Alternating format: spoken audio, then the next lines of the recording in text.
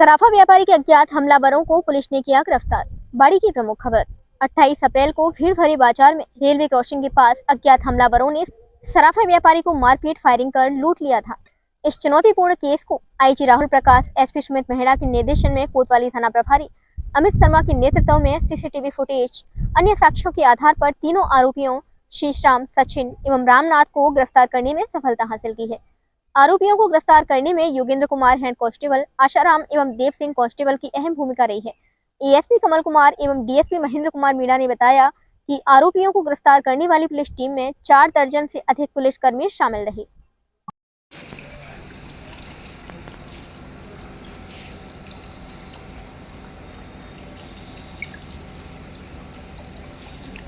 मामला था, क्या खुलासा किया है पुलिस ने? बहुत जल्दी सफलता हासिल की है, क्या मामला है पूरा?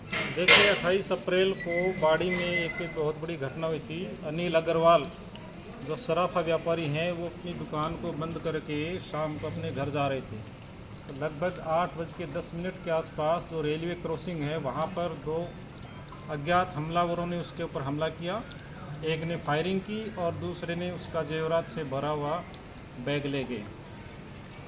उनके पर्चा बयान के आधार पर हमने एफआईआर दर्ज की 176 नंबर, और एफआईआर में उन्होंने दर्ज कराया कि 500-600 ग्राम के आसपास मेरे जो सोने के जेवरात हैं और कुछ नकदी है वो गायब हुए। इस घटना की जो ग्रेविटी है उसको देखते श्रीमान महानिरीक्षक महोदय भरतपुर और श्रीमान एसपी साहब धौलपुर के निर्देशन में हमने 4-5 टीमों का गठन किया, जिसमें सीओ साहब बाड़ी, एसएचओ बाड़ी कोतवाली अमित कुमार, एसएचओ कंचनपुर अनूप कुमार, एसएचओ बसेड़ी ब्रजेश कुमार और एसएचओ बाड़ी सदर विनोद कुमार और डीएसटी टीम और पुलिस लाइन में सब इंस्पेक्टर भीम सिंह के नेतृत्व में मैंने अलग अलग टीमों का गठन किया।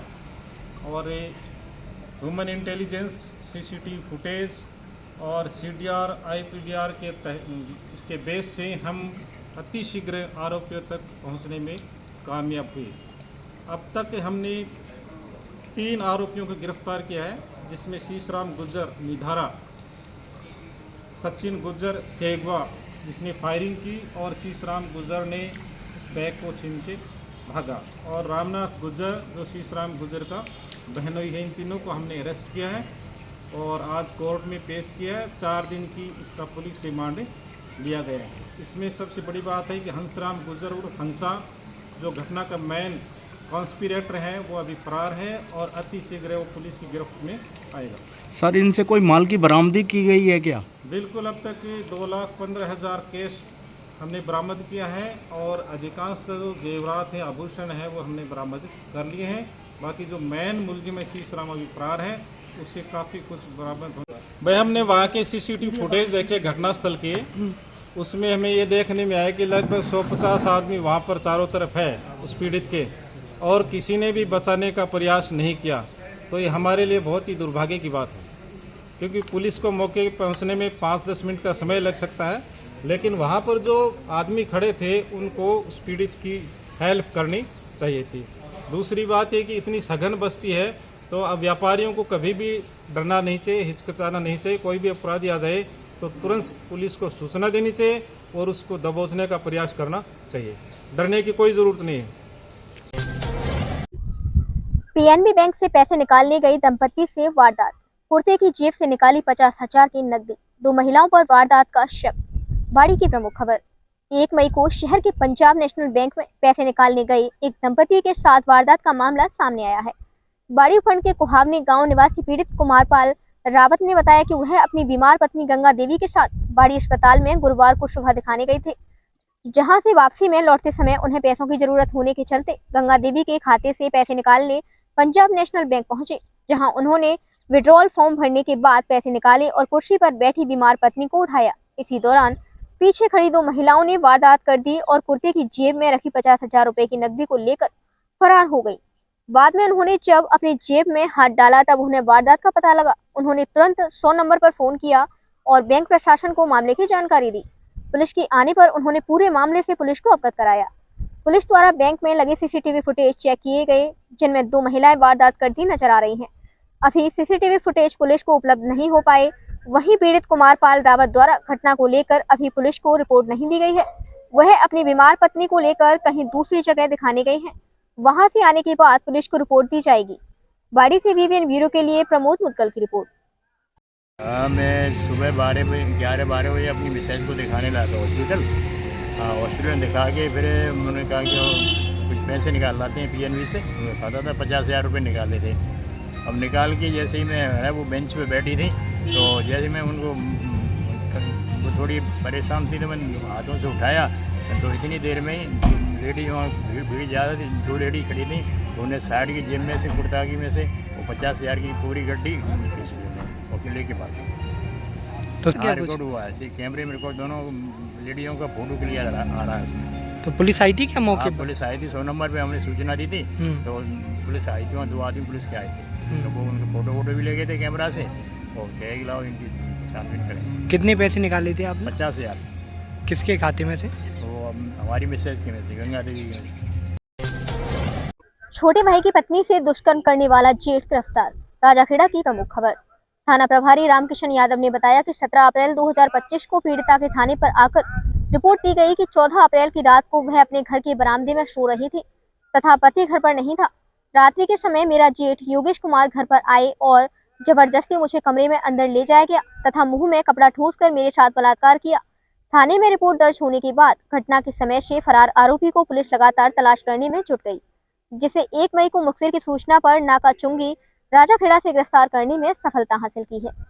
डीएसपी मनिया राजेश शर्मा ने बताया कि छोटे भाई की पत्नी के साथ बलात्कार करने का आरोपी योगेश कुमार निवासी गांव शिकरौंदा थाना राजाखेड़ा को गिरफ्तार करने वाली पुलिस टीम में थाना प्रभारी रामकिशन यादव के साथ मुकेश कुमार हेड कांस्टेबल हरिमोहन एवं गजेंद्र सिंह कांस्टेबल थाना राजाखेड़ा शामिल रहे। सराफा व्यापारी के साथ लूटपाट एवं फायरिंग के 3 आरोपी गिरफ्तार। आरोपियों का मुख्य बाजार में निकाला जुलूस। बाड़ी की प्रमुख खबर। IG Rahul Prakash, SP Sumit Mehra, additional SP doctor Kamal Kumar के निर्देश पर शहर कोतवाल अमित शर्मा के नेतृत्व में पुलिस की स्पेशल टीम को मिली बड़ी सफलता। पड़ोसी गांव के हैं आरोपी। आरोपियों को आज बाड़ी के मुख्य बाजार में से होकर निकाला गया पैदल। आरोपियों को बाजार में से निकालते समय देखी गई लोगों की भारी भीड़। मामले का खुलासा करने पर व्यापारियों ने पुलिस को दिया धन्यवाद।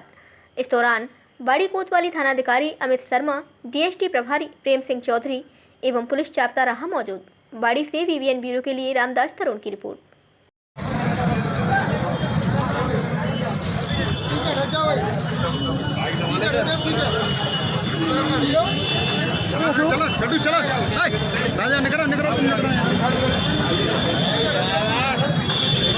आगे से ले लो।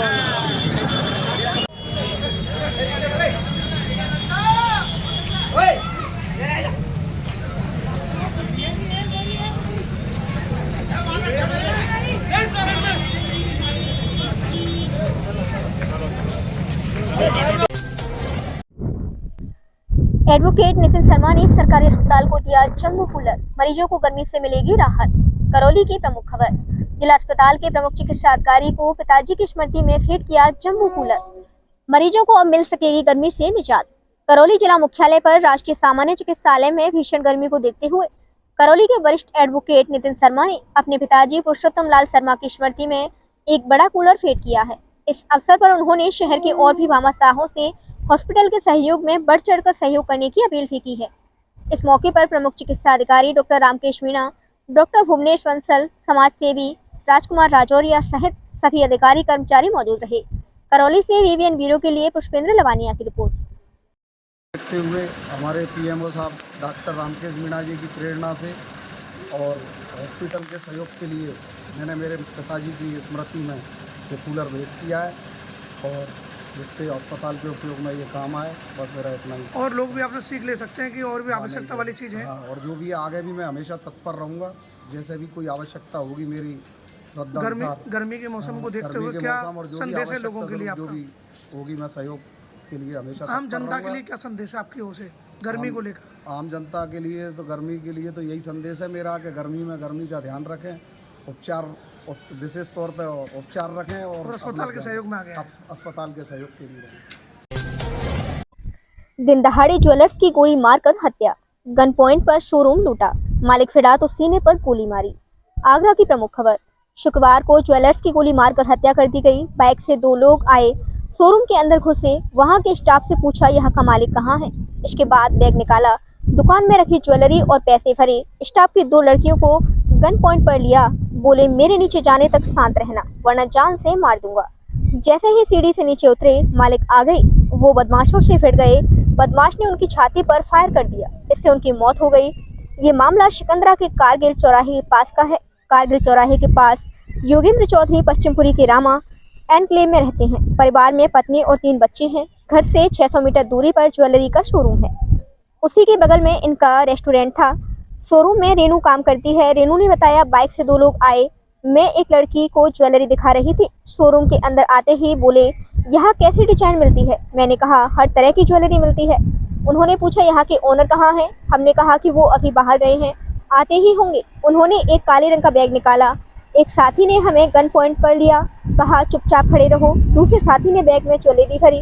उन्होंने कहा आवाज नहीं आनी चाहिए, किसी ने बोला तो गोली चला दूंगा। वो शोरूम से बाहर निकलकर सीढ़ियों से नीचे उतरने लगे, तभी ओनर एक्टिवा पर आ रहे थे। वो बदमाशों से भिड़ गए, दोनों में हाथापाई हुई। इसके बाद एक बदमाश ने उनके सीने में फायर कर दिया।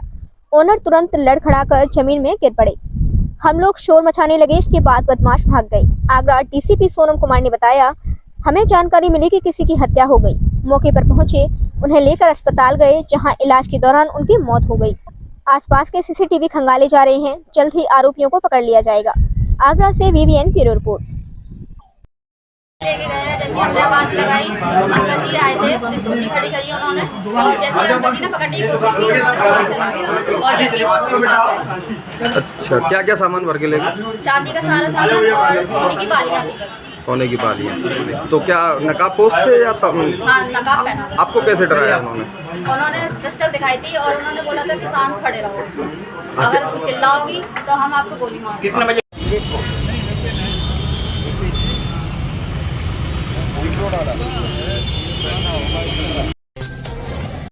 राष्ट्रीय लोक अदालत के माध्यम से प्रकरणों के निस्तारण में अधिवक्तागण निभाएं अपनी सहभागिता। रेखा यादव। राजाखेड़ा की प्रमुख खबर। राजस्थान राज्य विधिक सेवा प्राधिकरण जयपुर के निर्देशानुसार 10 मई 2025 को संपूर्ण प्रदेश में इस वर्ष की द्वितीय राष्ट्रीय लोक अदालत का आयोजन किया जा रहा है।